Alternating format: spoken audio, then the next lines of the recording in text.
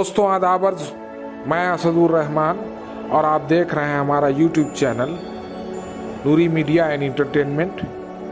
देखिए, भारत को अगर समझना है और जानना है तो आपको यहाँ की फिल्म इंडस्ट्री के बारे में जानना होगा।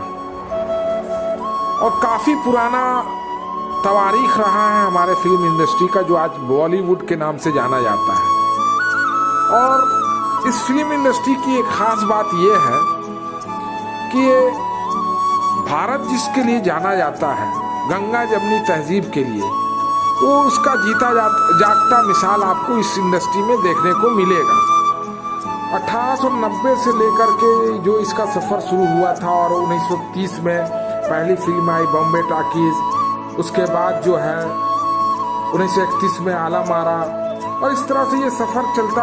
उस ज़माने में 200 फिल्में बना करती थी पहले, और जो चल आगे बढ़ता गया और ये इंडस्ट्री इतना डेवलप कर गया कि आज सालाना जो है 1500 से 2000 फिल्में बनती हैं, जो मेरी समझ से जो दुनिया में हॉलीवुड के बाद बॉलीवुड का नंबर आता है फिल्म बनाने में। और इसमें इसकी खास बात यह है कि ये एक करीब 28 से 30 लाख लोगों को रोजगार डायरेक्टली इनडायरेक्टली देता है। 1952 में एक फिल्म आई थी बैजू बावरा, काफी मशहूर और मारूफ फिल्म था। उस फिल्म में एक गाना था, मन तड़पत है हरि दर्शन को।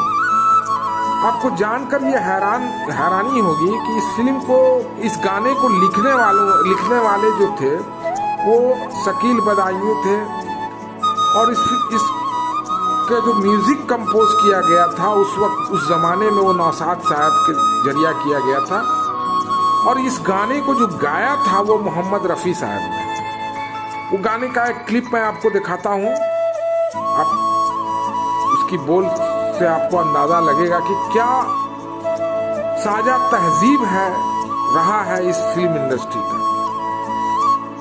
अब हाल के दिनों में हमने देखा कि फिल्म इंडस्ट्रीज पर भी जो है वो एक छाया, जो एक ख़ास जहनियत के लोग उस पर अपना इन्फ्लुएंस बनाते चले जा रहे हैं।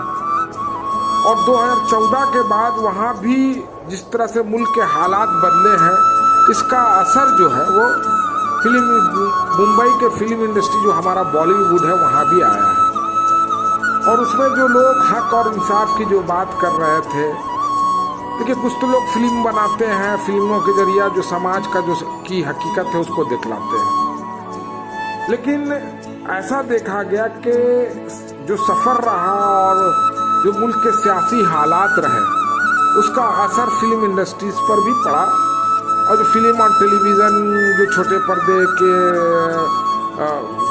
जो छोटा पर्दा हमारा टेलीविज़न है और फिल्म है, इस पर भी एक ख़ास जहनियत के और एक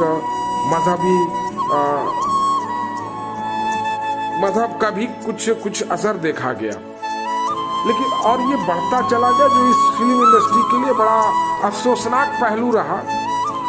और अभी तो ये हो गया है कि अब इसके पैरेलल में, इसके समांतर में एक फिल्म इंडस्ट्री बनाई जा रही है यूपी में।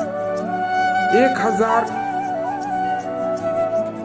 एकड़ में बनने वाला ये फिल्म इंडस्ट्री है। हर स्टेट को ये हक है, लेकिन कि वो अपने स्टेट का डेवलपमेंट करे, इंडस्ट्रीज कायम करे, एजुकेशनल हब बनाए। लेकिन अचानक से ये फिल्म इंडस्ट्री बनाने का जो यूपी के जो हमारे वजीर आला है श्री योगी जी,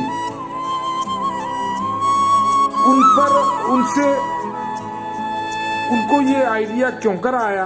आपने अभी देखा होगा कि कंगना रनावत को लेकर के महाराष्ट्र की हुकूमत में और उनके बीच में जो तनातनी चली, तो उसमें एक चीज़ ये देखने को मिला कि वो कंगना रनावत जो है एक साधारण एक फिल्म एक्ट्रेस है। बहुत सारे फिल्म इंडस्ट्रीज में लोग हैं, एक ज़माना उनका उरूज का रहता है, फिर वो धीरे धीरे वो पर्दे से गायब हो जाते हैं। तो इसके लिए अब क्या किया है, जो हमारे एक्टर और एक्ट्रेस हैं, ये लोग एक ख़ास मज़हब को और इस्लामोफोबिया को इससे मुतासिर होकर के कुछ बयान जारी करते थे। आपने हाल के दिनों में देखा होगा, सोनू निगम ने अजान को लेकर के एक मामला उठा दिया कि इनसे इनकी नींद में खलल होती है। हालांकि वही सोनू निगम जाके दुबई में अजान सुन रहे हैं। अब ये कंगना रनावत जी हैं, इन्होंने एक बयान जारी कर दिया और उसको लेकर के वावेला मच गया। और वो अक्सर बयान देती रहती हैं। अभी देखिए, फार्मर का जो हमारे मुल्क में जो किसान, हमारे जो अन्नदाता हैं, जो अपनी मेहनत और मजदूरी के कर इस देश को के लोगों को भूखा नहीं सोने देते हैं, उनकी इस खिदमत को हमको मानना चाहिए और उनको सैल्यूट करना चाहिए था। अब वहाँ एक खातून जो है, उमर रसीदा खातून 80 साल की गई, वो किसानों के सपोर्ट में। अब कंगना रनावत ने उसको ट्वीट कर दिया। तो बॉलीवुड के जो लोग हैं, उनकी पहचान जो है वो एक अच्छे शहरी के तौर पे लोग समझते हैं उन्हें। और ये उनका इंडस्ट्री भी जो है वो प्यार, मोहब्बत, आपसी भाईचारा का एक मिसाल है। लेकिन अब अचानक से जो है ये इस इंडस्ट्री में भी जो है उतार चढ़ाव आ रहे हैं और देखने में ये आ रहा है कि दो ग्रुप बढ़ गया है। कभी जो लोग अगर हक इंसाफ की बात करते हैं तो उन्हें अवार्ड वापसी गैंग या क्या क्या कहें, उनको नवाज दिया जाता है। हाल के दिनों में यूपी के वजीर आला जो है योगी आदित्यनाथ गए वो मुंबई, और उन्होंने वहाँ प्रेस कॉन्फ्रेंस किया और ये ऐलान किया कि वो 1000 एकड़ में एक फिल्म इंडस्ट्री बनाने जा रहे हैं, वर्ल्ड क्लास होगा। तो जो मौजूदा जो हमारा फिल्म इंडस्ट्री है बॉलीवुड, इसको भी ज़रूरत है और ये शिनाख्त है। अब देखिए इसका इंटरनेशनल पहलू क्या है। ये जो फिल्में हमारे जो बॉलीवुड बनाती हैं, उसमें ये देखा गया कि ये ना सिर्फ जो है भारत में, हमारे देश में, बल्कि गैर मुल्कों में भी ये काफ़ी मकबूल होता है।